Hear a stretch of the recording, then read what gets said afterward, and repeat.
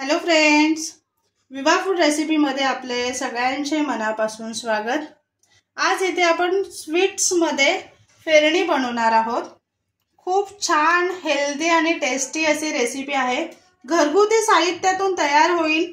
काही आपल्याला स्पेशल असं विकत आणायची गरज नाहीये। 3 ते 4 गोष्टींमध्येच तयार होणारी आपली रेसिपी आहे। तर कसं बनवायचं चला आपण बघूयात पुढे रेसिपीमध्ये। इथे 1 वाटी मी बासमती तांदूळ घेतलेला आहे। त्याच्यामध्ये आपण पाणी टाकून स्वच्छ धुवून घेऊयात। तांदूळ स्वच्छ धुवून घेतलेले आहेत आपण। आता ह्याच्यामध्ये पाणी टाकून आपल्याला अर्धा तासासाठी हे तांदूळ भिजवून घ्यायचे। इथे अर्धा तास झालेला आहे। बघू शकताय तांदूळ खूप छान फुलले गेलेले आहेत। आता ह्याच्यातला आपण पाणी बाजूला करूयात आणि हे तांदूळ जे आहे ते आपल्याला मिक्सरला बारीक करून घ्यायचे।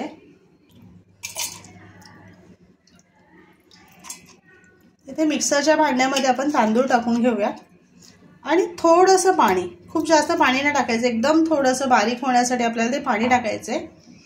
हे मी मिक्सरला वाटून घेते। इथे बघा मी वाटून घेतलेले आहेत, पण आपल्याला असं तांदळाचे ते दाणे दाणे राहतील अशा पद्धतीने आपल्याला ते करायचे। खूप बारीक पेस्ट नाही करायचे। एका दाण्याचे 4 ते 5 तुकडे होतील अशा पद्धतीने आपल्याला ते बारीक वाटून घ्यायचं आहे। इथे एका पातेलीमध्ये मी 1 लिटर दूध घेतलेलं आहे। आता हे आपल्याला चांगलं उकळवून घ्यायचंय। इथे बघा दुधाला छान उकळ यायला लागलेली आहे।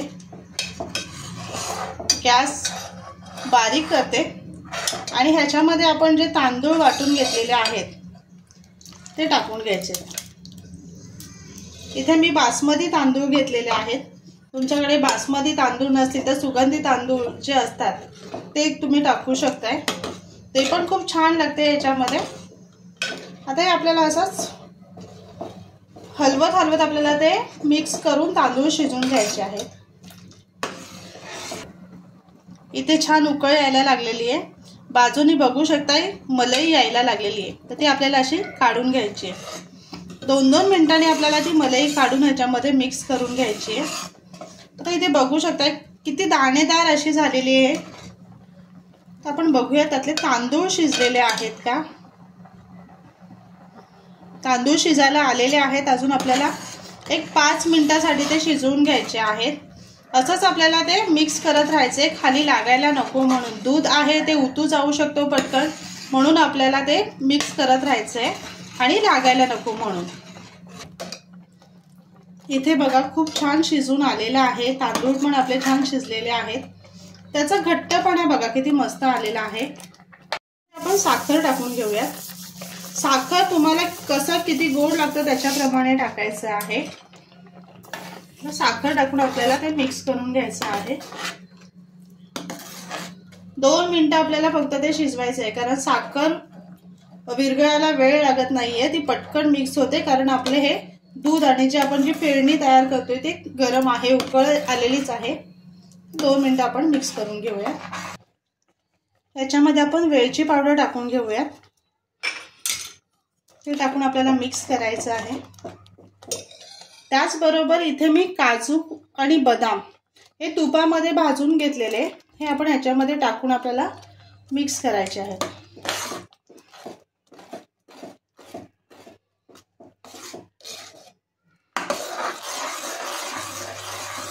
खूप छान झालेली आहे, खूप टेस्टी आहे। त्याचा घट्टपणा पण बघा किती मस्त आलेला आहे। याच्यामध्ये इथे मी फ्रेश क्रीम काढून घेतलेली आहे। घरी जे दूध होतं आपण गरम करतो त्याच्यावरती मलाई येते, ते आपण काढून घेतलेली आहे आणि ती आपल्याला टाकून त्याच्यामध्ये मिक्स करून घ्यायचं आहे। त्याचबरोबर मी इथे 1 चमचा तूप टाकून घेते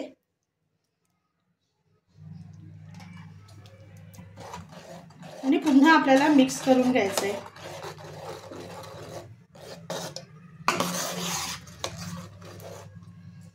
याच्यामध्ये आपण केशर टाकून घेऊयात।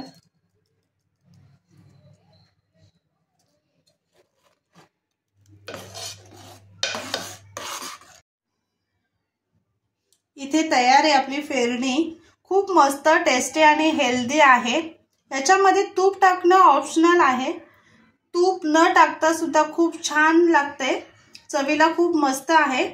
आता ही फेरणी इथे मी गरमागरम घेतलेली आहे, ही तुम्ही फ्रीजमध्ये ठेवून 15 मिनिटांसाठी ते थंड करत ठेवायचे आणि मग खायला घ्यायचं, अजून छान लागते। थंड फेरणी खूप मस्त लागते, तर नक्की बनवा आणि सांगा कशी झाली ते।